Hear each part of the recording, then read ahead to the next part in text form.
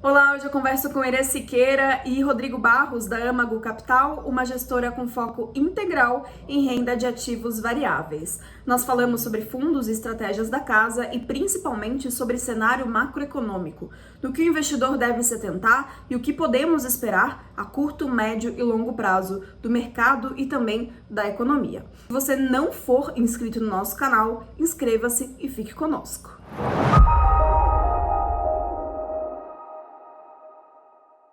Ira e Rodrigo, muitíssimo obrigada pela presença de vocês hoje aqui, inaugurando essa nova fase do TC Gestor, respeitando as medidas de isolamento social agora durante a pandemia, né? Nós agradecemos. Tá certo. Eu começo perguntando para vocês individualmente, para vocês se apresentarem, na verdade, e contarem um pouquinho sobre a trajetória profissional de vocês até chegarem na Âmago Capital. Ok. Meu nome é Irã Siqueira, eu sou fundador da Âmago Capital junto com o Rodrigo. Eu comecei minha carreira em 2000, lá na Itaú Corretora. Eu fazia análise de investimentos, escrevia relatório para clientes. Depois, posteriormente, em 2004, eu saí do Itaú e fui trabalhar em um family office. Durante um ano, fiquei lá. E em 2005, eu entrei na Rede Grifo para trabalhar na equipe do Marcelo Cavalheiro, que é o gestor lá da Safari Capital. Em 2009, eu assumi a cogestão dos fundos de ações junto lá com o João Braga, trabalhando na XP, com o Pedro Salles, que está na Verde Asset, e com o Maurício Felício, que mudou para a Europa. Nós quatro fazíamos a gestão dos fundos de ações da Rede Grifo, e além disso, a gente provia o serviço de análise para o Luiz Stuberger, né? Tudo que era relacionado a ações no Brasil saía da nossa equipe ali. E aí, no final de 2014, eu decidi sair da Rede Grifo, voltar para a escola, né? Acabei ficando um ano no MIT, entre 2015 e 2016. E aí, na minha volta ao Brasil, eu comecei a conversar com o Rodrigo, que a gente já se conhece desde lá de 2003. A gente começou a discutir a possibilidade de abrir um negócio junto. Então, foi daí que surgiu a ideia de abrir a Âmago Capital. A gente acabou desenvolvendo uma metodologia própria, a gente pegou muita coisa lá de fora, realmente, do MIT de Stanford, além do nosso conhecimento acumulado aí na nossa carreira. Vou passar a palavra aí para o Rodrigo para falar do pedaço dele. Opa, obrigado. Também tem uma longa história no mercado, né? Comecei em 2001 no Pactual, fazendo a cobertura do setor elétrico, saneamento e mídia, junto com o Pedro Batista, que acabou fundando a 3G Radar, que é uma das principais independentes do Brasil. Em 2005, eu fui para o Unibanco, e aí eu mudei para o setor de Natural Resources. Acho que merece aí o destaque aí, que foi bastante reconhecida a cobertura nesse período. Fiquei no Unibanco por 2 anos, e depois eu mudei para o Buyside, para a Arx, no Rio de Janeiro.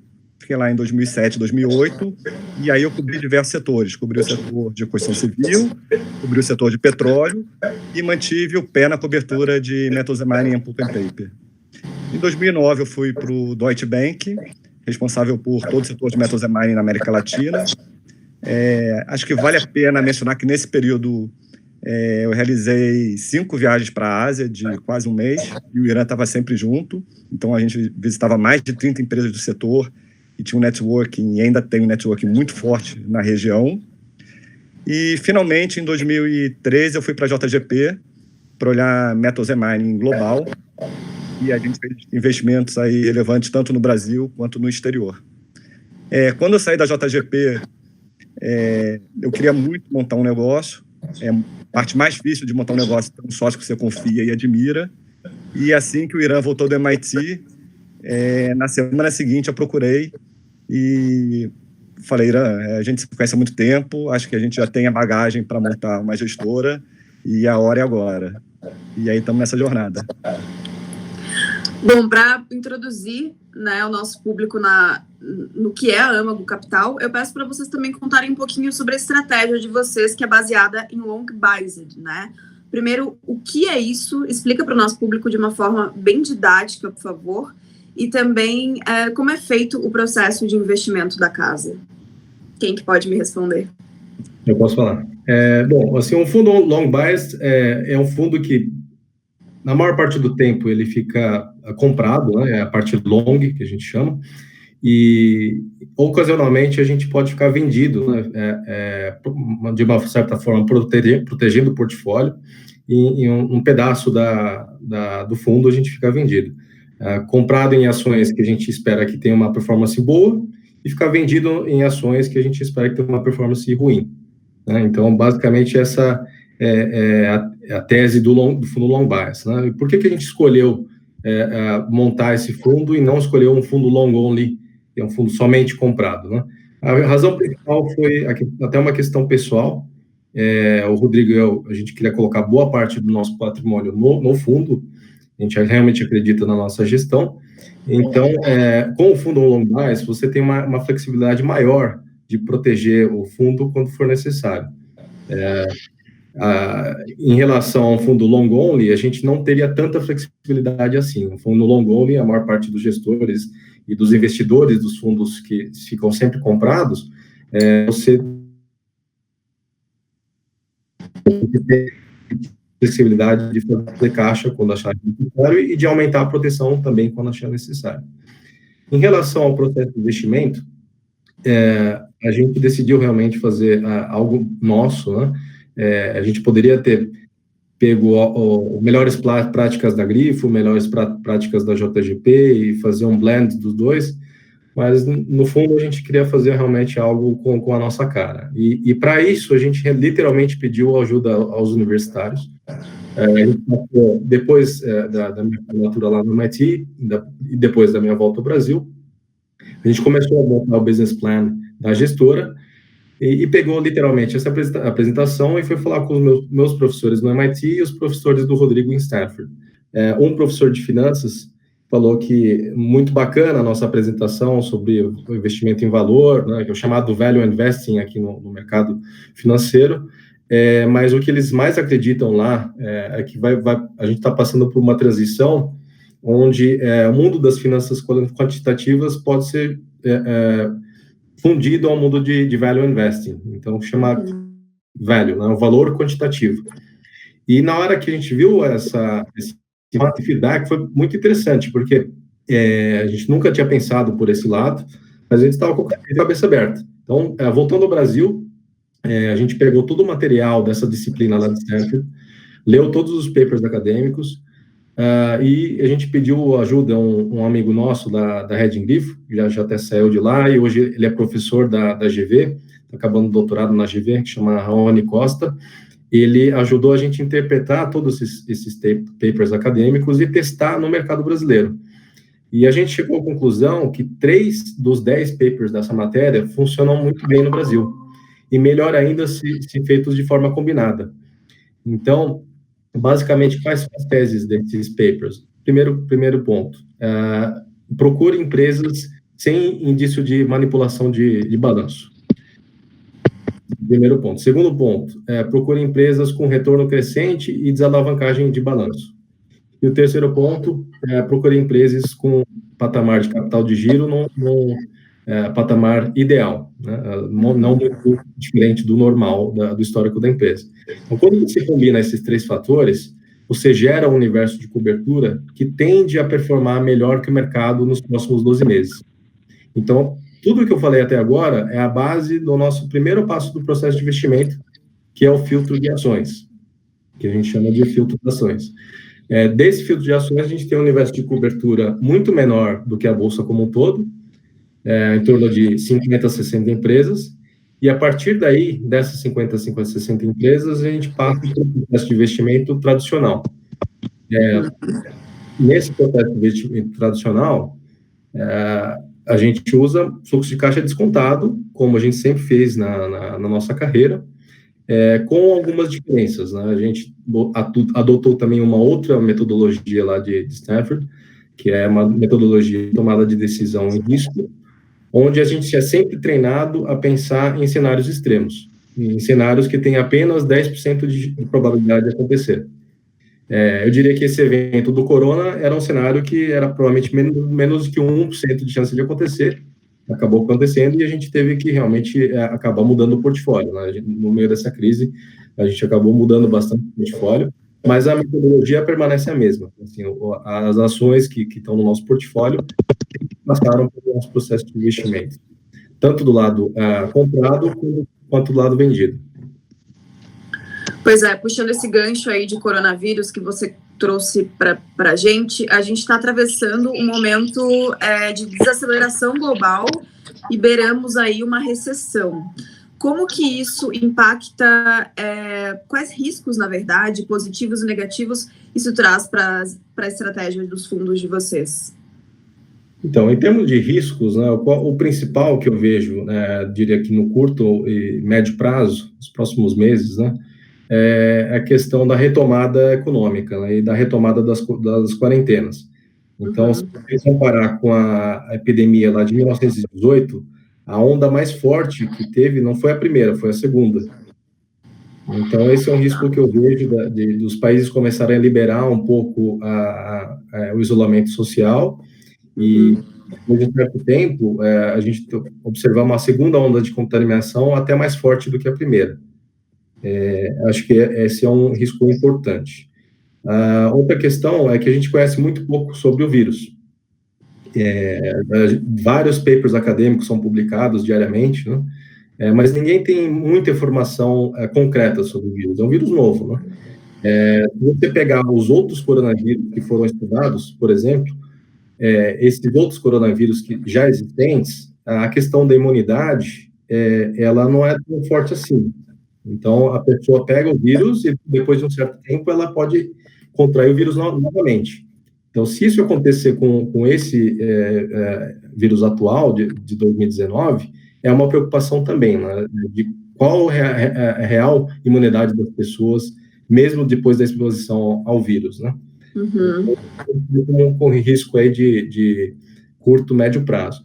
Com relação ao Brasil e ao mundo também, a gente viu que os bancos centrais e os governos, eles têm sido relativamente rápidos na resposta ao mercado, né? Já anunciando programas de estímulo e programas de manutenção de emprego. Deve haver uma expansão realmente fiscal grande no mundo, né? No Brasil, talvez 3%, 4%. No mundo, a gente está falando aí entre 6% ou 7% de aumento de déficit dos governos. Então, por enquanto, não é uma preocupação do mercado. Acho que o mercado pega isso com bons olhos. O problema disso é se tornar algo permanente, né? Que a gente já viu que não funciona. No passado, aqui no Brasil, teve uma expansão fiscal grande, depois da crise lá de 2008 e 2009, só que o governo, na época, manteve aquela expansão e no final, acabou tendo a inflação, né? Diria que nos próximos, não é um problema para curto prazo, mas é algo para se monitorar daqui a alguns anos. Há alguns anos a gente vai ter que ficar muito atento a essa questão de expansão fiscal. Pois é, e falando ainda de riscos, né? Quais riscos nos mercados internacionais vocês enxergam como primordiais? Então, além da questão humanitária, né, de perda de vidas e perda de capacidade, vamos dizer, de trabalho, né? Eu diria que é a reação dos governos à questão chinesa que é um grande desafio, que vai acontecer daqui para frente, né? Os Estados Unidos e o Japão, principalmente, já mostraram alguns sinais de que podem endurecer a negociação com os chineses.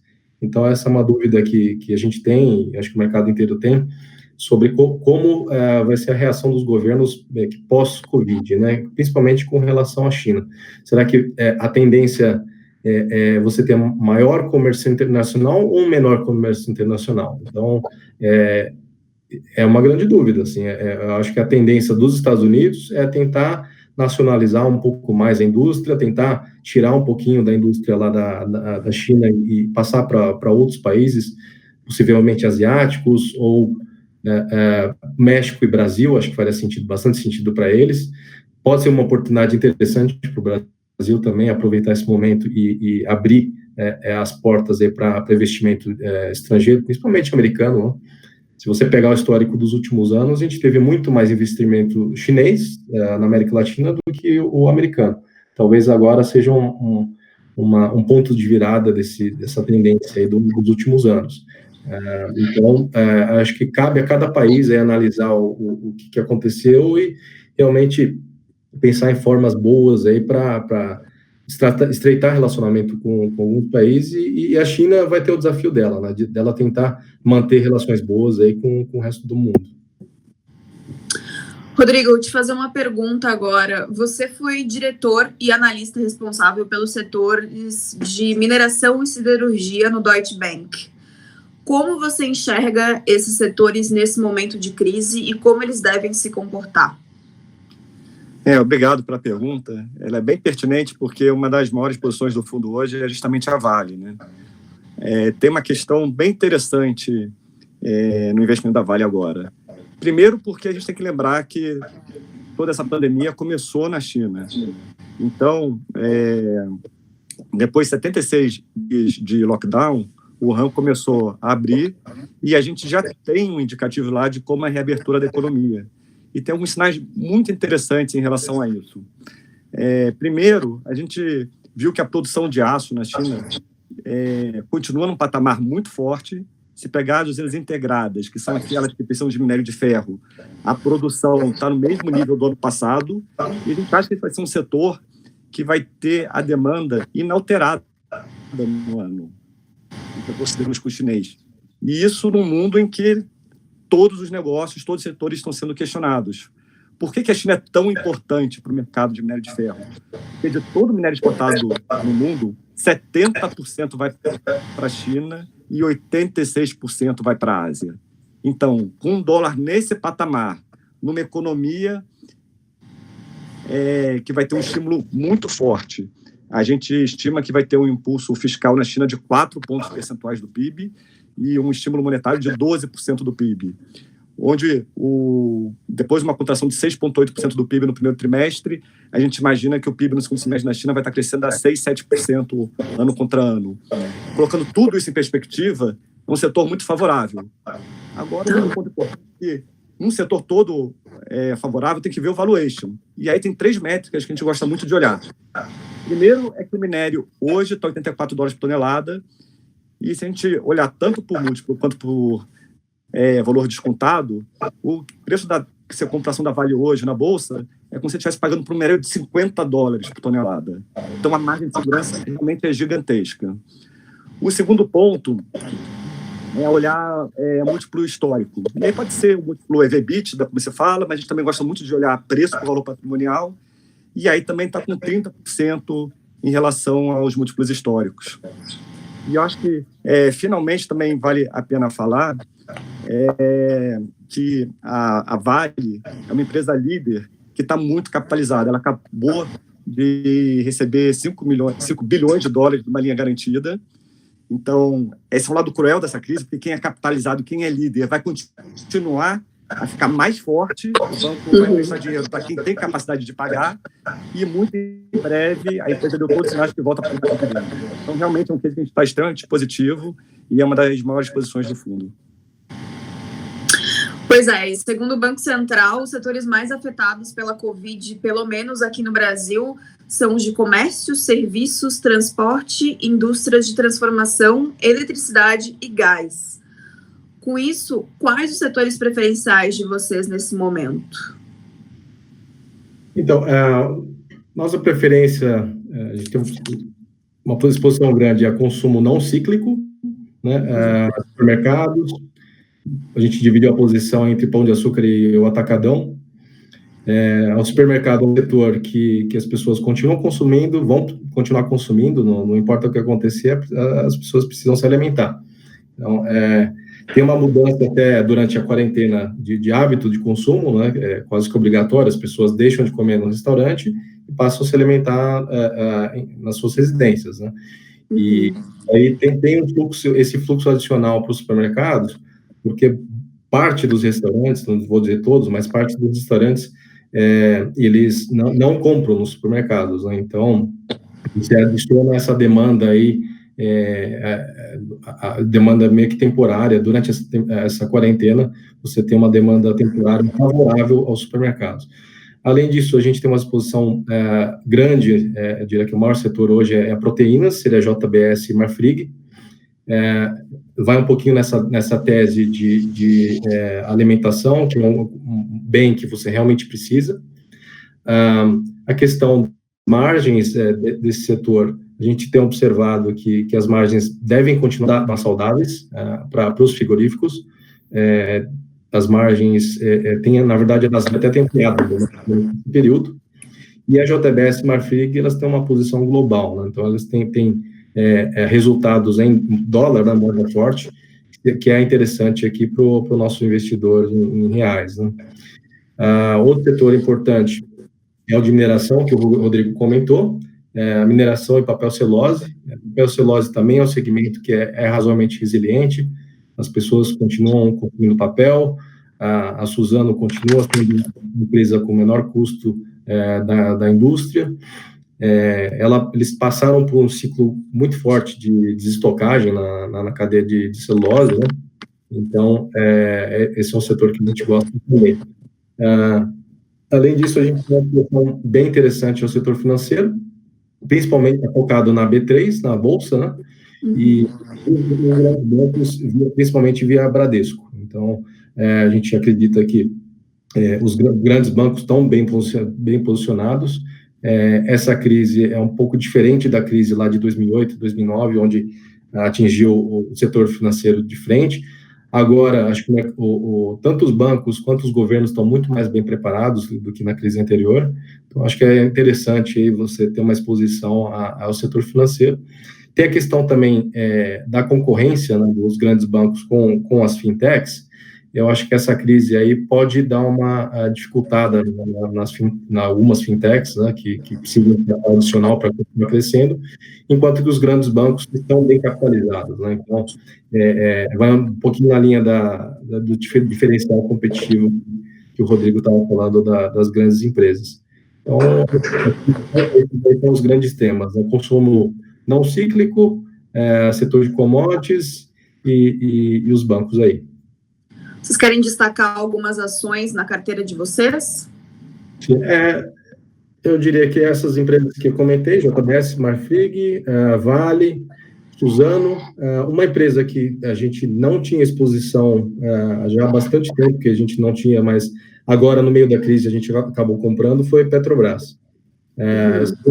O preço do petróleo, a queda que houve, né, o preço atual do petróleo, não esse negativo aí que tem suas características aí de mercado financeiro mesmo, mas a questão do preço do petróleo, vamos dizer, global, ele está num preço que quase nunca esteve, na hora que você compara com 20, 30 anos de histórico, né? Em termos reais. Então, o preço atual, ele está, diria que menos de 1% do tempo que a indústria consegue realmente ficar com esse preço no patamar atual. Pelo que a gente tem investigado, a indústria americana, ela não consegue sobreviver muito tempo com esse patamar de preço. Em termos operacionais, a indústria americana, ela consegue sobreviver com um patamar de preço entre 20 e 30 dólares, mas se ela quiser reinvestir, ou seja, manter o patamar de produção, ela precisa de um preço de 50 dólares.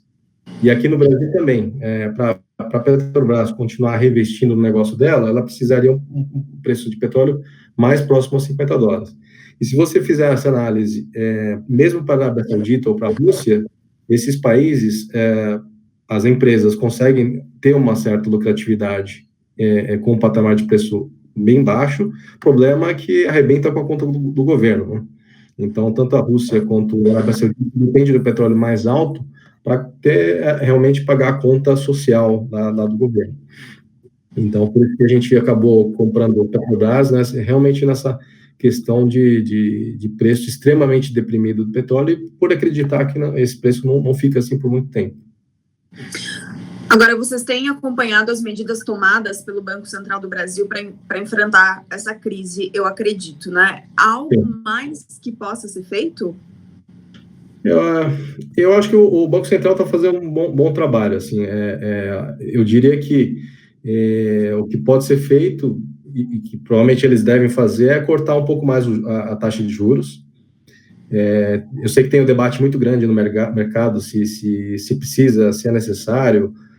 A gente acredita que no curtíssimo prazo não tem um efeito tão grande assim na atividade econômica, um corte adicional de 50 ou 75 bips, mas para o processo de retomada e ela virar, né, no processo de retomada, acho que essa taxa baixa de juros é importante. Principalmente na hora das empresas considerarem esse investimento, ou dos investimentos em bolsa até, o investidor em bolsa, começar a ver o dinheiro dele na renda fixa, rendendo zero ou negativo em termos reais, ele pensa duas vezes antes de tirar o dinheiro dele da bolsa. E, na verdade, o que a gente tem observado é as pessoas físicas, elas têm aplicado mais na bolsa, né? Realmente tem um fluxo positivo. O que a gente observou até agora foi muito forte um fluxo negativo dos investidores estrangeiros, né? Mas os locais realmente têm essa tendência de aumentar a exposição à bolsa, e essa manutenção dos juros, ou até a queda dos juros, acho que vai ser bem importante nesse processo aí da retomada da atividade econômica.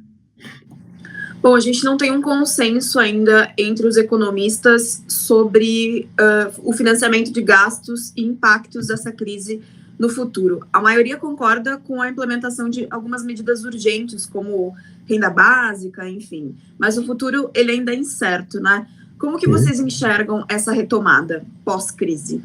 Sim, então, como eu tinha comentado anteriormente, né, a questão da saída do governo e entrada do mercado, né, acho que é fundamental. Faltou isso na última crise, lá em 2008, 2009, o governo estimulou, só que faltou a retirada dos estímulos, né? Depois vieram medidas de corte de impostos, que talvez não precisariam ser feitos. Então, nessa crise, acho que o governo, principalmente Paulo Guedes, ele sabe disso, sabe que o estímulo no curto prazo é importante, mas não pode ser algo eterno, né? As empresas e a população não podem depender exclusivamente dos benefícios do governo. Então, acho que isso é muito importante. Falando globalmente, o que a gente tem visto nos outros países, nos últimos anos, na verdade, o governo tem sido até mais rápido para retirar esses estímulos do que talvez seria necessário, né? Basta ver que a inflação global realmente está muito baixa e com tendência decrescente já há alguns anos. Então, é um sinal de que talvez a retirada dos estímulos foi um pouco rápida demais em alguns países. Não foi esse o caso do Brasil, mas no Brasil, acho que é importante o governo manter realmente o olho na atividade econômica e quando chegar o momento, realmente tirar esses estímulos e deixar a iniciativa privada tomar seu espaço aí na economia. Ainda sobre o processo de retomada, vocês acham que o governo deve manter a agenda de reformas? Isso eu acho fundamental, assim, para a questão do mercado e para o crescimento econômico mesmo, a agenda de reformas é fundamental. Acho que nesse processo o mercado tem dado o benefício da dúvida ao governo. Acho que o mercado acredita que o governo vai passar por reformas, porém existe um prazo, né? O mercado não vai dar esse benefício da dúvida para sempre. Então, vai continuar pressionando o governo por essas reformas e acho que faz todo sentido, né? Para a gente realmente conseguir aumentar a produtividade da economia brasileira, isso aí com certeza passa por uma agenda de reformas. A reforma administrativa, você reduzir o tamanho do governo na parte de pessoal mesmo, e na parte da reforma tributária, né? Reforma tributária é fundamental. As empresas já tinham questão tributária, complicava muito o dia a dia das empresas, e com a reforma tributária acho que pode simplificar muito a vida das empresas, né? Reduzir o tempo gasto das empresas para analisar impostos, para fazer gestão tributária, e realmente deixar a empresa tocar o negócio dela, né? Tem muita empresa que a gente conhece que tem uma equipe gigante de advogados, quando não precisaria ter, né? Ela deveria focar no negócio dela, e não focar ficar pensando qual estado é melhor eu colocar uma planta e qual que é o estado melhor para eu colocar a distribuição e onde que está o mercado. Então, o Brasil, nas últimas décadas, sempre foi muito isso, né? Eu vou para tal estado para conseguir o benefício tributário, mas o mercado consumidor é do outro lado do Brasil. Assim, não faz o menor sentido, né? Então, essa reforma tributária acho que é importante por conta disso, né? Melhorar a eficiência da economia brasileira. E o que mais vocês enxergam como mandatório nesse processo de recuperação? Acho que é uma combinação disso, né? Da taxa baixa de juros, né? Que acho que se mantém com a confiança do mercado na agenda de reformas. Eu diria que estabilidade política é importante também, a manutenção do governo. Muita gente cogitou passar por outro processo de impeachment, né? Acho que o mercado gosta do Mourão, né? Acho que o mercado tem uma percepção positiva do general Mourão. Todo o processo de impeachment é muito doloroso, então acho que seria muito complicado para o Brasil passar por outro processo de impeachment, mesmo que o vice-presidente seja bom.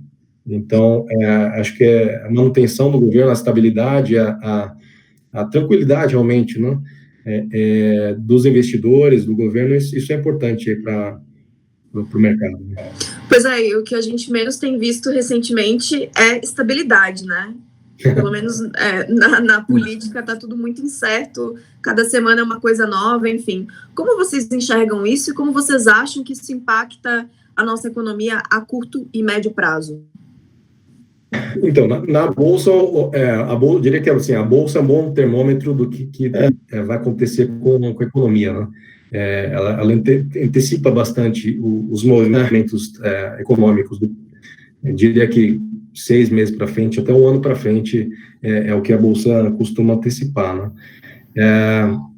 Eu diria assim, o presidente Bolsonaro, ele sabe da importância da retomada da atividade econômica, né? Sem essa retomada, assim, o processo de reeleição fica muito mais complicado, e eu diria que, do outro lado também, se a economia continuar, vamos dizer, no patamar atual do quarentena e não houver alguma recuperação, isso, em termos de políticos, é bem complicado, né? Na minha opinião, a Dilma acabou saindo do governo por conta muito mais da questão econômica, né? Que a atividade econômica estava muito ruim, do que qualquer outra coisa. Então, se a gente tiver essa questão da economia permanecer nesse patamar muito, muito deprimido por muito tempo, isso aí vai impactar a popularidade do presidente, e aí a gente pode entrar num processo, realmente começar a falar de impeachment. Então, esse seria o cenário negativo, né? O Bolsonaro sabe disso, Paulo Guedes sabe disso, obviamente, tanto é que acho que o Bolsonaro já deu bastante espaço aí para o Paulo Guedes falar com a imprensa e tranquilizar o mercado, falando que ele realmente está totalmente alinhado com a Casa Civil, né? Eu acho que esse processo de união do governo após o episódio da saída do Sérgio Moro, essa questão da união é fundamental aí para manter o mercado calmo e a população também. Pessoal, para finalizar, eu quero que vocês dois passem alguma mensagem ou algum conselho para o investidor. Vou deixar essa bola aí com o Rodrigo. Opa, obrigado. Eu gostaria de passar 2 mensagens, né? A gente gosta muito de olhar o passado como prólogo do futuro, né? Em vez de profetizar. E a gente fez um estudo muito grande olhando o preço das ações versus o valor patrimonial, quanto realmente foi investido nas empresas. E a gente vê que realmente tem muitas empresas de excelente qualidade, líderes de mercado que estão a preço de liquidação. Se a gente olhar os próximos 15 anos para frente, e eles repetiram o passado, elas vão ficar nesse preço somente 1 ano, no máximo 2 anos. Então, para quem puder comprometer liquidez e esperar 12, 18 meses, tudo indica que vai ser um ótimo momento para investir. Essa é a primeira mensagem. A segunda mensagem que eu gostaria de passar é que o grau de pessimismo hoje chega a ser absurdo e justificado, porque essa não é uma crise só financeira, é uma crise sanitária. E todos nós temos alguém que foi impactado, temos parentes e estamos preocupados com a nossa família.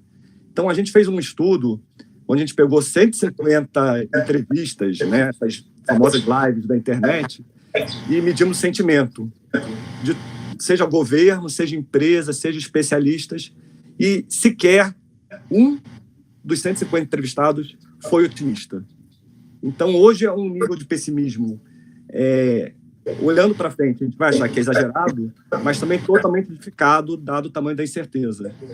Então, a gente acha que os investidores precisam montar um portfólio diversificado, precisam ter liquidez para os próximos 12, 18 meses, porque realmente é muito difícil fazer uma previsão, mas como a gente vê em todas as histórias das pandemias, todas as crises do mercado, isso também vai passar. As recessões costumam durar, na média, 12 meses, 9 meses, algumas duram um pouquinho mais. Em geral, o mercado recupera em um ano. Isso a gente vê olhando as últimas 7 crises. A recuperação do PIB foi, em geral, em menos de um ano. Então, a gente acha que, para quem puder investir, olhando esse tipo de horizonte, tem muita oportunidade, mas sempre focando em ter um portfólio balanceado e liquidez para os próximos 12 meses. Maravilha, que bom ouvir isso. Muito bom. Gente, agradeço muito a presença de vocês, foi muito construtiva a nossa conversa, tenho certeza que o nosso público vai gostar muito e espero recebê-los mais vezes, quem sabe presencialmente, né? Muito obrigado pelo convite. Muito obrigado, estamos aguardando. Obrigada, gente, até mais. Valeu. Obrigado. Tchau. Obrigado.